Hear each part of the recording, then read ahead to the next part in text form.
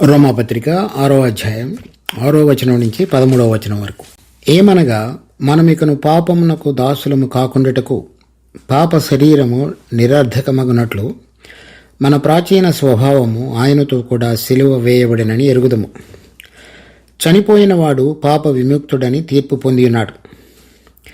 మనము క్రీస్తుతో కూడా చనిపోయిన ఎడల మృతులలో నుండి లేచిన క్రీస్తు ఇకను చనిపోడనియు మరణమునకు ఇకను ఆయన మీద ప్రభుత్వం లేదనియు ఎరిగి ఆయనతో కూడా జీవించుదమని నమ్ముచున్నాము.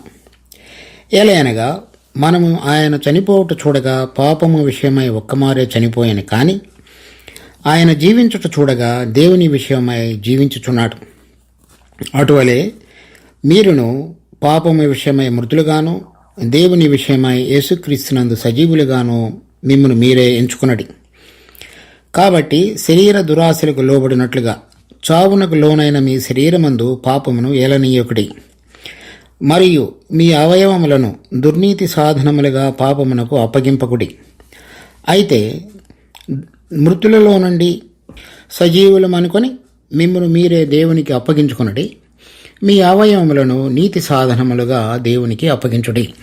ఈ 6వ అధ్యాయం 1వ వచనం నుంచి 5వ వచనం వరకు విశ్వాసులమైన మనందరం కూడా ప్రభు అయిన యేసుక్రీస్తు యొక్క మరణములోనికి బాప్తిజము, ఆయన మరణములోనికి బాప్తిజము పొందితిమని మీరు ఎరగరా అని 3వ వచనంలోను, తర్వాత 4వ వచనంలో మరలా నూతన జీవం కలిగి నడుచుకున్నట్టుకు ఆయన ఏ విధంగా మృతులలోనికి లేచి ఉన్నాడో మనం కూడా ఆయన బాప్తిజం యొక్క సాక్ష్యంలో పాతిపెట్టబడిన తర్వాత లేచి ఉన్నామనేటువంటిది మనం మొదటి 5 వచనాలలో చూచున్నాం. 6వ వచనంలో ఏమనగా మనం ఇక పాపములకు దాసులము కాకుండాటకు పాప శరీరము నిరర్ధకమగునట్లు మన ప్రాచీన స్వభావం ఆయనతో కూడా సిలువ వేయబడినని ఎరుగుదాం. ఈ 6వ వచనం నుంచి 13వ వచనం వరకు చెప్పబడినటువంటి వచనాలలో 4 ప్రాముఖ్యమైనటువంటి మాటలు చెప్పబడ్డాయి. 1, 6వ వచనంలో చెప్పబడినటువంటిది ఎరుగుదము. 2వది 9వ వచనంలో చెప్పబడిన నమ్ముచున్నాము. తర్వాత 11వ వచనంలో చెప్పబడినటువంటి ఎంచుకొనుడి, మీరే ఎంచుకొనుడి. తర్వాత 13వ వచనంలో చెప్పబడినటువంటి అప్పగింపకుడి. ఈ 4 వచనాలు మనం చదివినటువంటి 7 వచనాలలో వ్రాయబడి ఉన్నాయి. మొదటిగా ఇక్కడ చెప్పబడినటువంటిది ఎరుగుట అనేటువంటిది 6, 7 వచనాలకు సంబంధించిందిగా ఉంది. ఈ ఎరుగుట ఏమి ఎరగవలసి ఉన్నది? మనం అందరం కూడా అంటే పాప శరీరము నిరర్ధకమగునట్లు మన ప్రాచీన పురుషుడు సిలువ వేయబడినని ఎరుగుదము. మొట్టమొదటిగా మనం గమనించవలసిన విషయం ఏంటంటే, మనలో ఉన్నటువంటి ప్రాణ సంబంధిత ఆధారముకు ప్రాణ ఆధారిత సంబంధమైనటువంటి జీవితం ఏదైతే శరీరము ఆస్పదము చేసుకుని జీవించేదిగా ఉన్నదో ఆ జీవము, లేక మంచి చెడు అనేటువంటి తెలివినిచ్చే వృక్షఫలం ఆధారంగా జీవించేటువంటి జీవితము దేవుని నీతిని నెరవేర్చలేదు కనుక అది సిలువ వేయబడవలసినది, అది లేక చనిపోవలసినది. ఆ విషయాన్ని మనం గుర్తెరగాలి. అది మన ప్రభు అయిన యేసుక్రీస్తు మన పాపముల కొరకు మాత్రమే కాకుండా మన ప్రాచీన పురుషుడు ఆయనతో పాటుగా ఆయన సిలువ వేయబడినప్పుడు మనము కూడా మనకు ప్రాతినిధ్యం వహిస్తూ మన ప్రతినిధిగా చనిపోయిన ఆయన యొక్క మరణంలో మనం కూడా పాలివారమై ఉన్నాము అనేటువంటిది మనం ఎరగవలసిందిగా ఉంది. చూడండి, రోమాపత్రిక 8వ అధ్యాయం 3, 4 వచనాల్లో ఆఖరి భాగంలో ఉంది. పాప పరిహారం నిమిత్తము దేవుడు తన సొంత కుమారుని పాప శరీరాకారముతో పంపి ఆయన శరీరమందు పాపమునకు శిక్ష విధించెను. కనుక ఆయన మన పాపముల కొరకై చనిపోయినప్పుడు మనము కూడా ఆయనతో పాటుగా చనిపోయి ఉన్నామనేటువంటి విషయాన్ని మనం గుర్తెరగవలసినది. తరువాత 2 కొరింథీ 5వ అధ్యాయం 15వ వచనంలో జీవించువారు ఇక మీదట తమ కొరకు కాక తమ నిమిత్తము మృతి పొంది తిరిగి లేచిన వాని కొరకే జీవించుటకు ఆయన అందరి కొరకు మృతి పొందినని నిశ్చయించుకుంటున్నాము.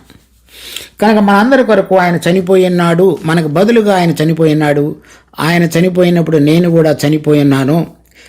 ఏ ప్రాచీన స్వభావము లేక నాలో ఉన్నటువంటి నా ప్రాణాన్ని శరీరాన్ని తీసుకొని నేను జీవిస్తున్నటువంటి దేవునికి వ్యతిరేకమైనటువంటి జీవితము, ఆ జీవితము దేవుని యొక్క నీతిని నెరవేర్చలేదు కనుక అది సిలువ వేయబడవలసినది. ఆ వేయబడవలసినటువంటి కార్యం నాకు బదులుగా మన ప్రభు అయిన యేసుక్రీస్తు చనిపోయి ఉన్నాడు. ఆయన యొక్క మరణంలో నేను కూడా పాలివాడనయ్యన్నాను అనేటువంటి విషయాన్ని మనందరం కూడా గుర్తెరగవలసి ఉన్నది. తర్వాత 7వ వచనంలో చూస్తే, చనిపోయిన వాడు పాప విముక్తుడని తీర్పు పొందినాడు. కనుక మనం గనక చనిపోయిన వారంగా ప్రభు అయిన యేసుక్రీస్తు యొక్క మరణంలో మనం కూడా ఆ సాదృశ్యంలో ఐక్యత కలిగి ఉన్నట్లయితే ఇక పాపము లేక ఆ ప్రాచీన పురుషుడు మనలో జీవించడు కనుక మనము పాపము చేసేటువంటి స్వభావం నుంచి విముక్తి పొంది ఉన్నాం. ఎవరైనా చనిపోయినటువంటి శరీరం అక్కడ ఉన్నట్లయితే వారు ఎటువంటి క్రియలలోనూ పాలు పొందలేరు. కనుక పాపం విషయమై ప్రభుతో కూడా మనం చనిపోయినటువంటి అనుభవంలో కనుక రాగలిగినట్లయితే, ఎరిగినట్లయితే మనలో ఉన్నటువంటి పాత పురుషుడు చనిపోయినాడు కనుక ఇక దేవునికి వ్యతిరేకమైన స్వభావం మనలో జీవించట్లేదు కనుక మనం ఆ పాపము చేసే స్వభావం నుంచి మనం విముక్తిని పొంది ఇప్పుడు ఒక నూతనమైనటువంటి గ్రౌండ్ మీదకి లేక వేదిక మీదకి ఒక స్థలంలోనికి దేవుడు మనలను తీసుకొస్తున్నాడు. తర్వాత 8వ వచనంలో చూసినప్పుడు, మనము క్రీస్తుతో కూడా చనిపోయిన ఎడల మృతులలో నుండి లేచిన క్రీస్తు ఇకను చనిపోవడనియు మరణమునకు ఇకను ఆయన మీద ప్రభుత్వం లేదనియు ఎరిగి ఆయనతో కూడా జీవించుదామని నమ్ముచున్నాము. మరి మనం ఈ పాత పురుషుడు లేక పాత స్వభావం విషయమై గనక చనిపోయినట్లయితే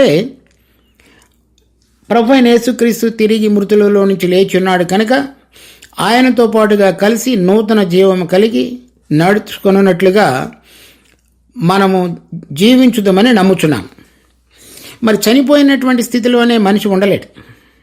అది చాలా కొన్ని రిలీజియన్స్లో ఆ విధంగా, ఉదాహరణకి బుద్ధిజంలో కనుక చూసినట్లయితే వారు ఏవైతే అవినీతి కార్యములు ఉన్నావో వాటి కొరకు చనిపోయినటువంటి స్థితిలో ఉండాలని కోరుకుంటారు.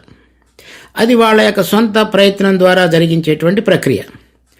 కానీ క్రైస్తవత్వం అలా కాదు.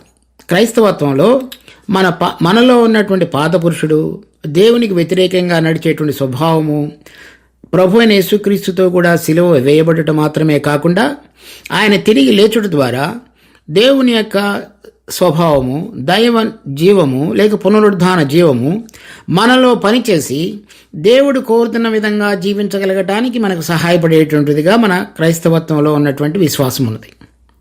మనం పాత పురుషుడు చనిపోయినటువంటి స్థితిలోనే మనం ఈ లోకంలో ఉండి ఈ జీవంలో అటువంటి విధంగా జీవించినట్లయితే దేవుడు మన జీవితంలో జరిగించాలని కోరుతున్నటువంటి ఆయన యొక్క సాక్షాధారమైనటువంటి జీవితాన్ని మనం ప్రకటించలేము.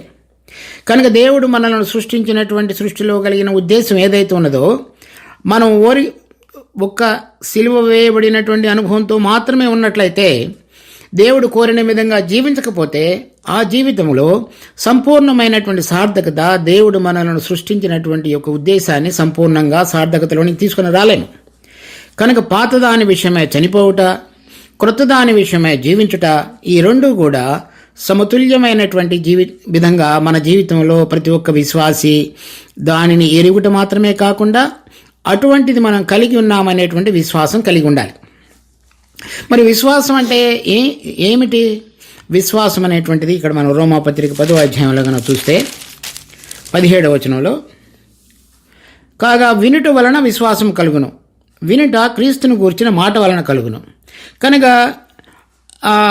దేవుడు క్రీస్తును గురించినటువంటి మాట మనకు చెప్పబడినప్పుడు, అది వినినప్పుడు దేవుని యొక్క ఆత్మ మన హృదయంలో ఇది సత్యమైనది, దీని ఆధారంగా ఈ సాక్ష్యాన్ని మనం నమ్మాలి అనేటువంటిది మన జీవితంలో మన హృదయంలో కలుగజేసేవాడుగా ఉన్నాడు దేవుడు. అది ఆత్మ మన హృదయంలో జరిగించేటువంటి కార్యమైనది.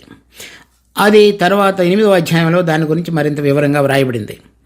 కనుక ఆ దేవుడు మన గమనానికి తీసుకుని రాబడినటువంటి మాటను, మన ఆత్మ అది సత్యమైనటువంటిది, మనలో యథార్థంగా దేవుడు మనను సృష్టించినటువంటి సృష్టి యొక్క ఉద్దేశ ప్రకారంగా జీవించగలగడానికి అవసరమైనటువంటి జీవాన్ని యేసుక్రీస్తు యొక్క పునరుద్ధానం యొక్క సాదృశ్యములో ఐక్యత కలిగి ఉండడం ద్వారా మనం జీవించగలుగుతాము అనేటువంటి నమ్మకాన్ని పరిశుద్ధాత్మ దేవుడు మన హృదయాలలో తీసుకుని వచ్చేవాడుగా ఉన్నాడు. చూడండి, 1 యోహాను 5వ అధ్యాయం 9-10 వచనాలు. మనము మనుష్యుల సాక్ష్యము అంగీకరించుచున్నాము కదా, దేవుని సాక్ష్యము మరి బలమైనది. దేవుని సాక్ష్యము ఆయన తన కుమారుని గురించి ఇచ్చినదే. దేవుని కుమారుని యందు విశ్వాసముంచువాడు తనలోనే ఈ సాక్ష్యం కలిగి ఉన్నాడు.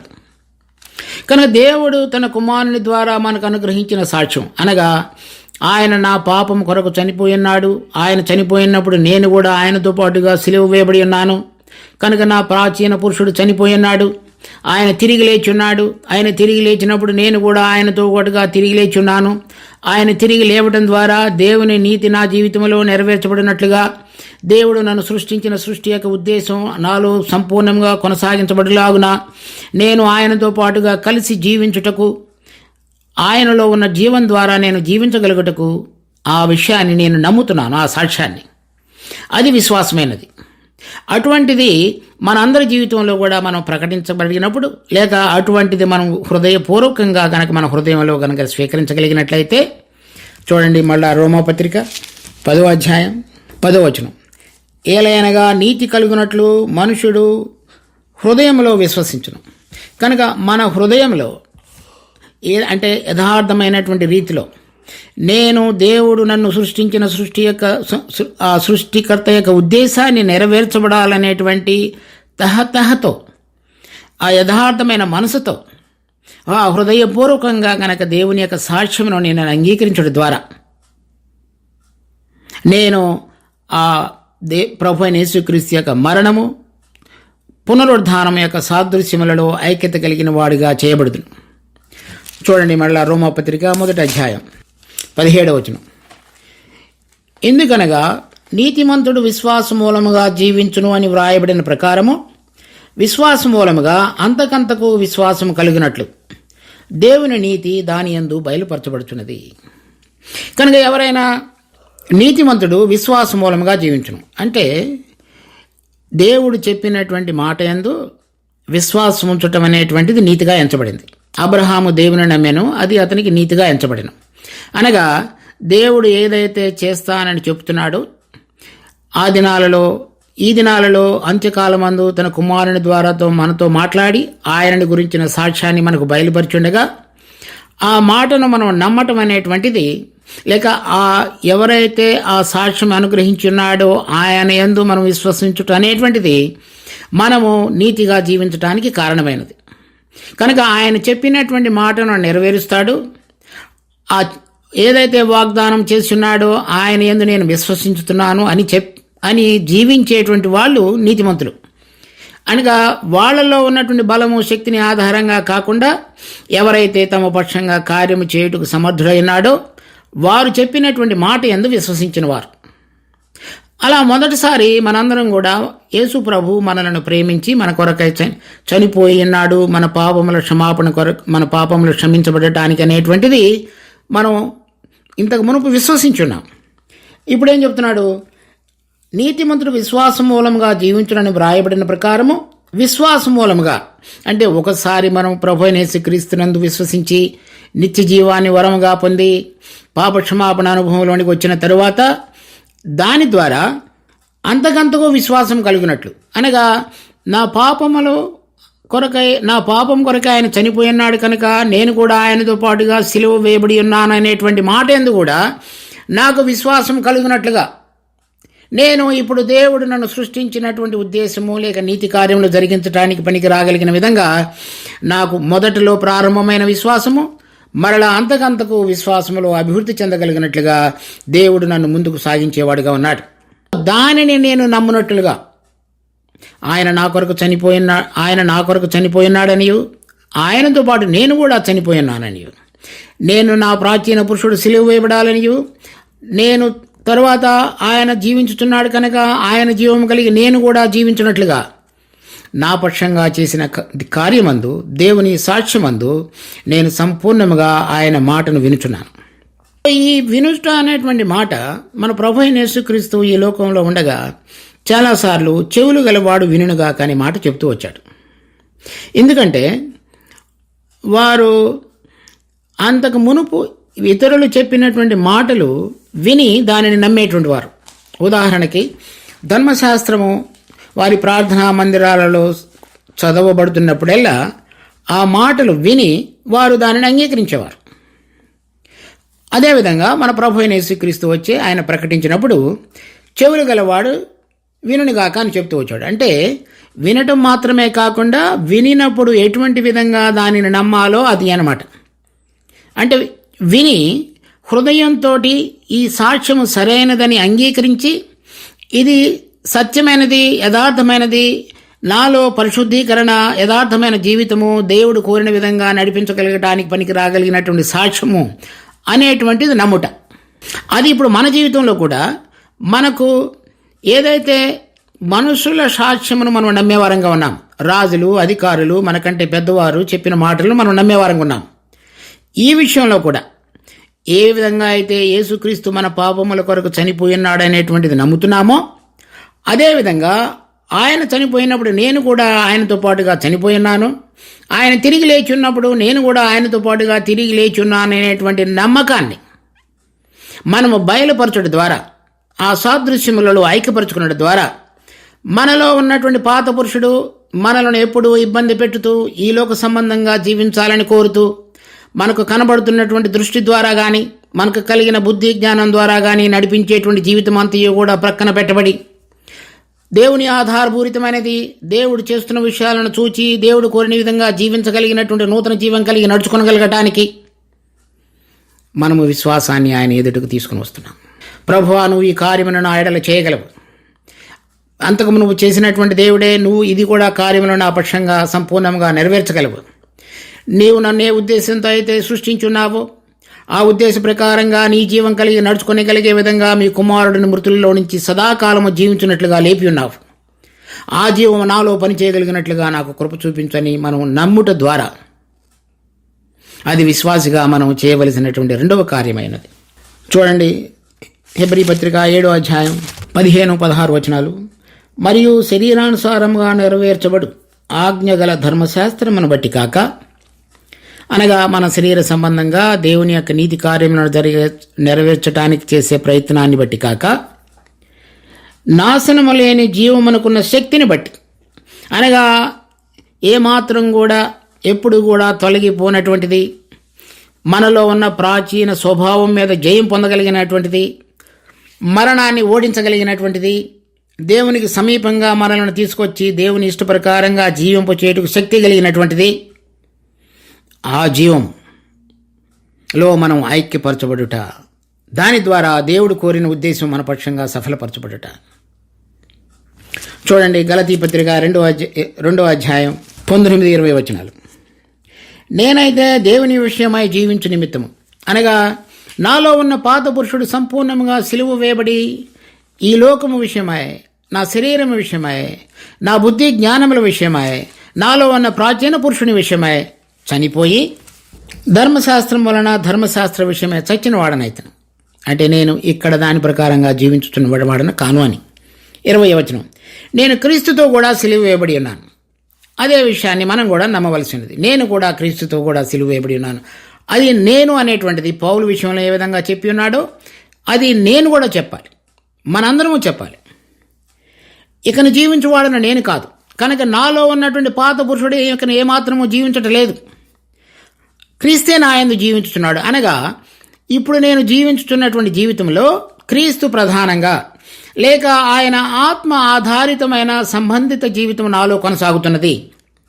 నేను ఇప్పుడు శరీరమందు జీవించుతున్న జీవితం, అంటే ఇప్పుడు ఉన్నటువంటి నా యొక్క ఈ లోక సంబంధమైన జీవితం, నన్ను ప్రేమించి నా కొరకు తన్ను తాను అప్పగించుకున్న దేవుని కుమారుని యందు విశ్వాస మూలమును జీవించుతున్నాను, లేక విశ్వాసం మూలన జీవించుతున్నాను.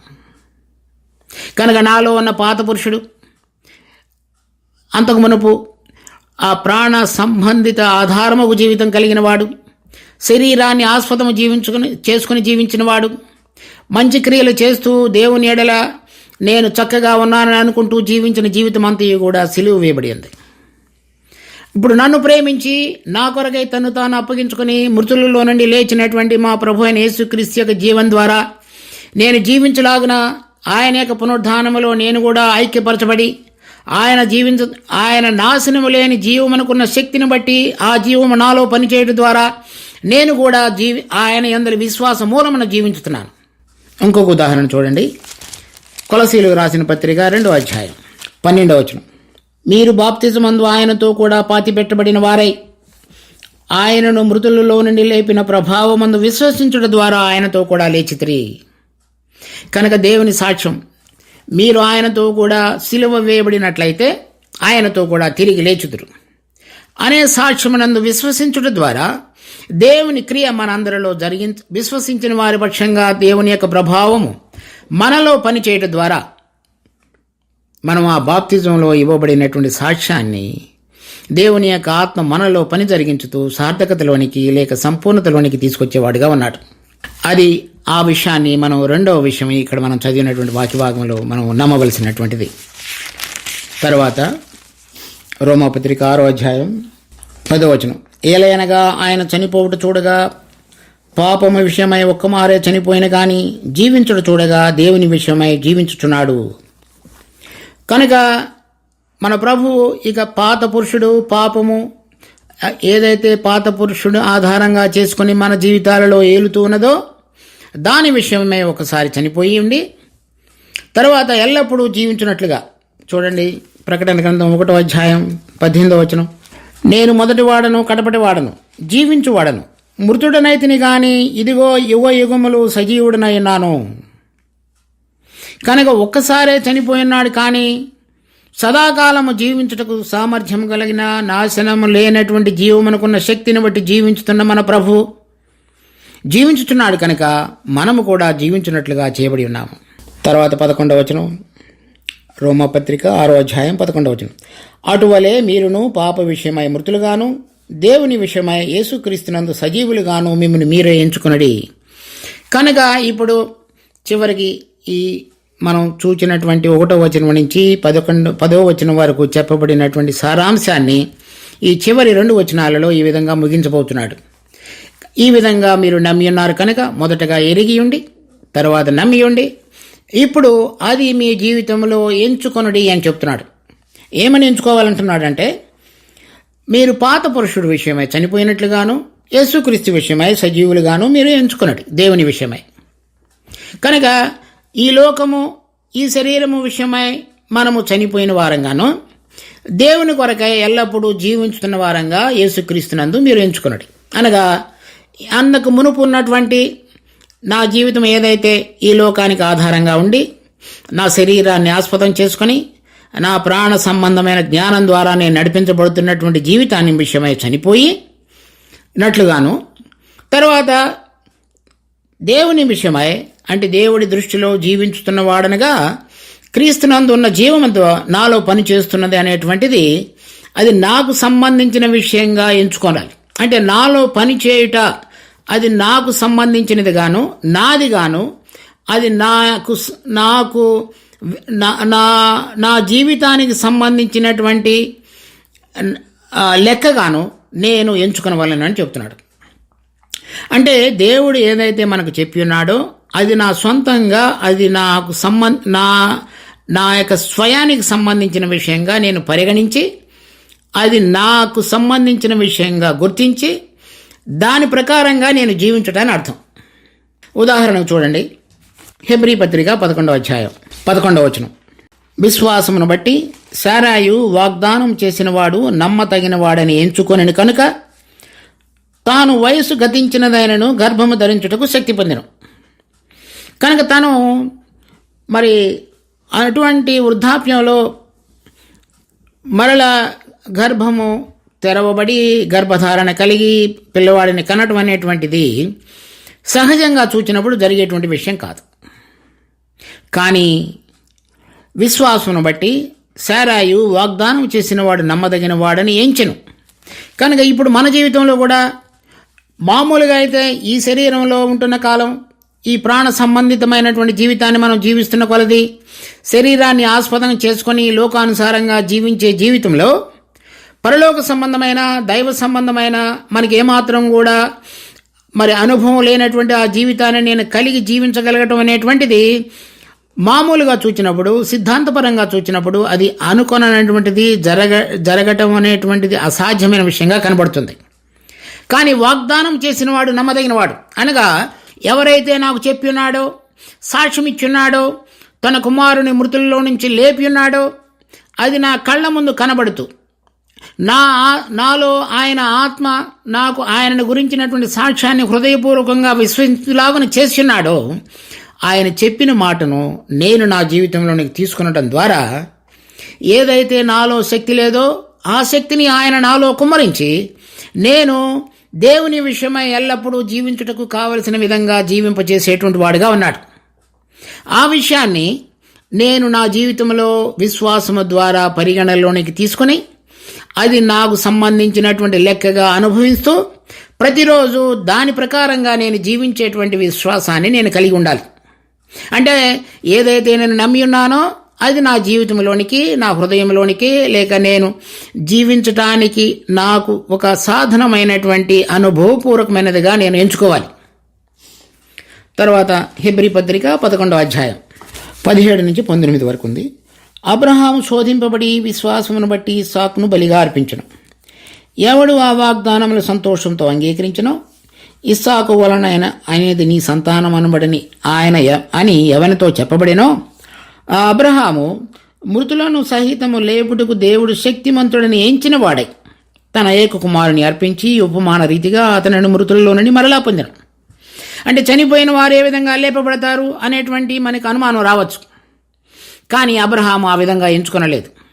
ఎందుకనంటే దేవుడు ఏదైతే వాగ్దానం ఇచ్చున్నాడో ఇస్సాకు వలన అయినది నీ సంతానం అనబడిని చెప్పబడినటువంటి రీతిగా దానిని నమ్మి ఉన్నాడు కనుక నమ్మిన దానిని ఆయన ఏ విధంగా ఎంచుకున్నాడంటే ఆయన మృతులలో నుంచి సహితము మనుషులను లేపుటకు శక్తిమంతుడు అనేటువంటి విషయాన్ని, తను ఇచ్చినటువంటి వాగ్దానమును నెరవేర్చువాడు అనేటువంటి విషయాన్ని తన జీవితంలో అది ఎంచుకున్నాడు కనుక తన కుమారుడిని బలిగా అర్పించడానికి తీసుకుని వెళ్ళి సిద్ధపడ్డాడు.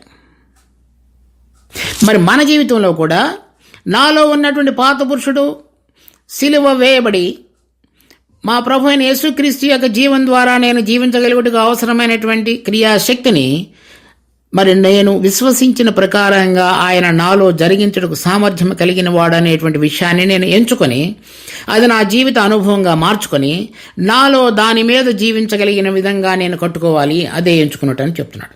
తర్వాత చూడండి 12వ వచనంలో, కాబట్టి శరీర దురాశలకు లోబడినట్లుగా చావునకు లోనైన మీ శరీరమందు పాపమును ఏలనీయకుడి. ఈ శరీరము ఎల్లప్పుడూ కూడా దేవునికి వ్యతిరేకంగా ఉండి మరణానికి లోనైనదిగా ఉన్నది.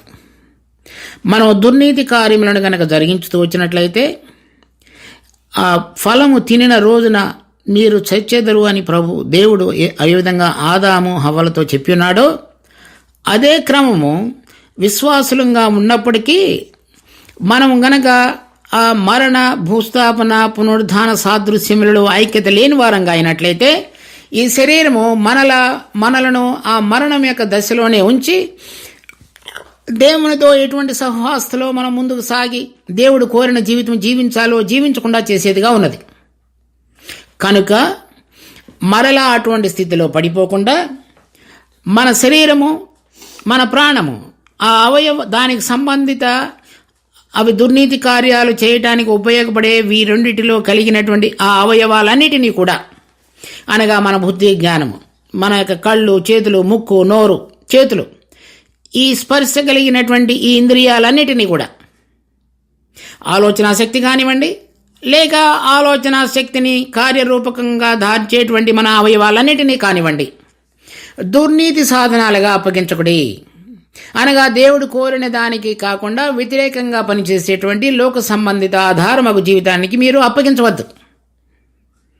మనం గనక ఒకసారి ఈ నూతనమైనటువంటి జీవం ద్వారా మాత్రమే నేను దేవుని సంతోషపరచగలను, ఆ నూతనమైన జీవాన్ని కలిగి ఉండటానికి ఆయన మృతులలో నుంచి లేచి ఉన్నాడు అనేటువంటి దాన్ని నేను నమ్మి ఉన్నాను. ఆ నూతన జీవం నాలో పనిచేయగలిగినట్లుగా ప్రతి పరిస్థితిలో కూడా అది నా స్వయం కాగలిగినట్లుగా నేను ఆయనను, ఆ జీవాన్ని నేను ఎంచుకొనుచున్నాను. ఆ ఎంచుకునేటువంటి జీవితానికి దానికి సాక్ష్యంగా ఇప్పుడు నాలో ఉన్నటువంటి, నా శరీరంలో ఉన్నటువంటి నా ఇంద్రియములు కానీ, నా ప్రాణంలో పనిచేస్తున్నటువంటి నా బుద్ధి, జ్ఞానము, నిర్ణయాత్మక శక్తి కానీ వాటన్నిటినీ కూడా నేను సిలువ మీద ఉంచి నేను వాటికి ఆధారంగా జీవించకుండా, వాటికి నన్ను నేను అప్పగించుకొనుకోకుండా మృతులలో నుండి సజీవులు అనుకొని, అంటే వాటన్నిటి నుంచి కూడా నేను అతీతుడినై దేవుని యొక్క జీవాన్ని కలిగి దేవుని దృష్టిలో జీవంగా ఆ చావునికి లోనైన ఆ శరీరమును విడిచిపెట్టి దేవుని దృష్టిలో సంబంధమైనటువంటి జీవించుతున్న వాడనగా గుర్తించబడినటువంటి ఆయన జీవాన్ని కలిగి నీతి సాధనాలుగా నన్ను నేను అప్పగించుకుంటున్నాను. అంటే దేవుడు ఏది చేయవద్దని కోరుతున్నాడో దానిని చేయకుండా, దేవుడు ఏది చేయమంటున్నాడో అది చేయగలిగినట్లుగా నాలో ఉన్నటువంటి నా ఇంద్రియాలను, తర్వాత నా యొక్క ప్రాణ సంబంధమైనటువంటి నా బుద్ధి జ్ఞానము రెండిటిని, నా ఆవేశము, వాటన్నిటిని కూడా ఆధారంగా చేసుకుని నేను నిర్ణయించేటువంటి నిర్ణయాత్మక శక్తి, వాటిని, నా తర్వాత కళ్ళు, చెవులు, ముక్కు, నోరు, చేతులు, ఈ ఇంద్రియాలన్నిటినీ కూడా నేను నీతి సాధనాలుగా అప్పగించేటట్లుగా ఆ జీవము నాలో సమృద్ధిగా పనిచేయగలిగినట్లుగా నన్ను నేను అప్పగించుకుంటా. ఆ విధంగా నేను ఆ పరిశుద్ధీకరణ కార్యంలో ముందుకు కొనసాగేవాడనిగా చేయబడుతున్నాను. మనం ఆ విధంగా కనుక జీవించకపోయినట్లయితే దేవుడు మనుషుని సృష్టించినటువంటి సృష్టి యొక్క ఉద్దేశం మన జీవితాల్లో సార్థకతలోనికి తీసుకుని రాబడలేదు.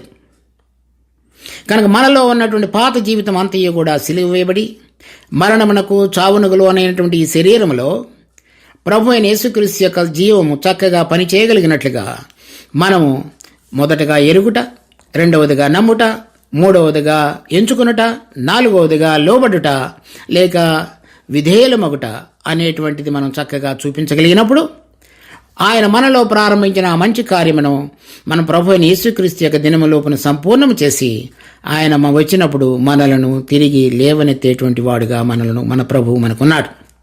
ఆ విషయాన్ని మనం గుర్తిరిగి ఆ క్రొత్త జీవితాన్ని కలిగి ప్రభువు కోరిన విధంగా జీవించగలిగటకు మనకు దేవుడు సహాయపడిన గాక.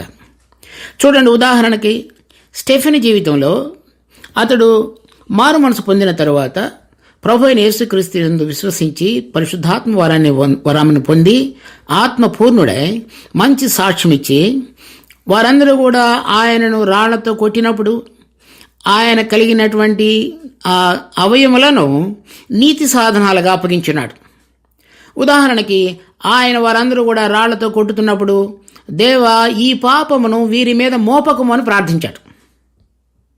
మరి దుర్నీతిగా అయినట్లయితే వాళ్ళు రాళ్లతో కొట్టినప్పుడు ఈయన కూడా వాళ్ళ మీద ఎదురు తిరిగి ఉండేవాడు. కానీ అలా చేయలేదు. కనుక తనకు కలిగినటువంటి ఇంద్రియాలు, ఉదాహరణకి కళ్ళు తీసుకోండి, ఇక్కడ వాళ్ళు కొడుతున్నటువంటి సందర్భాన్ని కానీ ఆ సన్నివేశాన్ని కానీ అతడు చూచటలేదు. అతడు విశ్వాసము ద్వారా పరలోకము తెరవబడుటయు ప్రభు అయిన యేసుక్రీస్తు తండ్రి కుడి పార్శ్వమున నిలవబడినటయు సూచన. అతనిలో ఉన్నటువంటి అవయవాలు ఇక్కడున్న వాటిని చూడకుండా అక్కడున్న వాటిని చూడగలిగేటువంటి విధంగా తన్ను తాను ఎరిగి విశ్వసించి ఎంచుకొని అప్పగించుకున్నాడు. సో మన క్రైస్తవ జీవితంలో పాతది చేయకుండా ఉండటం మాత్రమే కాదు, క్రొత్తది ఏ విధంగా చేయాలనేటువంటిది నీతి సాధనాలుగా అప్పగించుకునటంలో ఇమిడి ఉన్నది. అదేవిధంగా పౌలును చూడండి, అంతకు మునుపు స్టెఫెనును రాళ్లతో కొట్టబడి చంపబడినటువంటి సన్నివేశంలో అతడు ప్రధాన పాత్ర పోషించున్నాడు. అదే పౌలు తర్వాత అపోస్తలుల కార్యం 14వ అధ్యాయంలో లుస్త్రా, దర్బే అనేటువంటి పట్టణాలలో అతనికి సంభవించిన ఘటన కనుక చూసినట్లయితే అతడిని చనిపోయినాడనేటువంటి పట్టణం బయట ఈడ్చివేసినారు. దానికి అతను ఎదురు తిరగలేదు. దేవుని యొక్క పునరుద్ధాన శక్తిని కలిగి వాళ్ళందరూ వెళ్ళిపోయిన తరువాత ఇతడు లేచి మామూలుగా వెళ్ళిపోయినాడు. అంటే దేవుని యొక్క జీవము చనిపోయిన వాళ్ళను సహితము తిరిగి లేవనెత్తుటకు సామర్థ్యం కలిగినటువంటి జీవాన్ని వాళ్ళ జీవితాలలో ఎరుగుట మాత్రమే కాకుండా, నమ్ముట మాత్రమే కాకుండా, ఎంచుకున్నట్టు మాత్రమే కాకుండా అప్పగించుకున్నటువంటి క్రైస్తవ జీవితంలోనికి వీరందరూ తీసుకుని రాబడ్డారు. కనుక మన జీవితంలో కూడా ఆ జీవం యొక్క మహిమ ప్రభావాన్ని, మృతులలో నుండి లేపిన మన ప్రభు అయిన యేసుక్రీస్తు యొక్క దేవుని మహిమ, ఆ ప్రభావం, ఆ శక్తి మనలో పనిచేయగలిగేటువంటి విధంగా మొదటగా మనం ఆయనతో పాటుగా సిలువలో ఐక్యపరుచుకున్న ద్వారా ఈ ప్రభావం అంతా ఈ యొక్క అనుభవంలోనికి దేవుడు తన ఆత్మ ద్వారా మనలో పనిచేసేటువంటి విశ్వాసము యొక్క మేరకు లేక విశ్వాసం యొక్క స్థిరత్వము మేరకు అది మన జీవితంలో కూడా నిజమైన అనుభవంగా ఈ పరిశుద్ధీకరణ ప్రక్రియలో దేవుడు మనందరిని నడిపించుటకు సామర్థ్యం కలిగిన దేవుడిగా ఉన్నాడు. ఆ విషయాన్ని గుర్తెరిగి ఈ జీవం యొక్క అనుభవం మనందరిది మన యొక్క సొంత అనుభవంగా మారగలిగినట్లుగా దేవుడు మనందరి పక్షంగా కృప చూపించును గాక. ప్రార్థించుకుందాం. మా జీవం కలిగిన తండ్రి, మీకు ఎంతో వందనాలు. మీ కృప ద్వారా ఈ అంశాలను మేము చూడగలిగేటట్లుగా మాకెంతో దయ చూపించారు. అయితే ఇది మా యొక్క నిజమైన అనుభవంగాను మాకు చక్కటి పాఠంగా మీరు ఏది కోరుతున్నారో, ఏ ఉద్దేశంతో మమ్మల్ని సృష్టించారో ఆ సృష్టి యొక్క ఉద్దేశాన్ని మా జీవితాలలో చక్కగా నెరవేర్చబడగలుగుటకు ఈ మంటి ఘటాలలో చావునకు లోనైన ఈ శరీరాల్లో మరి నాశనం లేనటువంటి జీవం అనుకున్న శక్తిని బట్టి సదాకాలము జీవించుతున్న మా ప్రభు అయిన యేసుక్రీస్తు యొక్క దైవ జీవం, ఆ పునరుద్ధాన జీవం మాలో చక్కగా సమృద్ధిగా పనిచేయటం అనేది మేము నేర్చుకొనగలుగుటకు మాకు మునుపు జీవించిన అనేక మంది భక్తులు, శ్రేష్ఠులు, మరి విశ్వాసంలో పరిణితి చెందినవారు మాకెంతో స్ఫూర్తిదాయకంగా ఉంటుండగా మేము కూడా మా జీవితంలో అటువంటిది కొనసాగించి మా జీవిత యాత్రను ముగించుటకు మా అందరికీ కూడా కృప చూపించండి. మా ద్వారా మీరు కలిగిన ఉద్దేశాలు సంపూర్ణంగా సమృద్ధిగా నెరవేర్చుకోండి. మీకు మహిమ కలుగునుగాక. మా రక్షకుడు ప్రభువైన యేసు నామమున అడిగి వేడుకుంటున్నాం తండ్రి. ఆమెన్.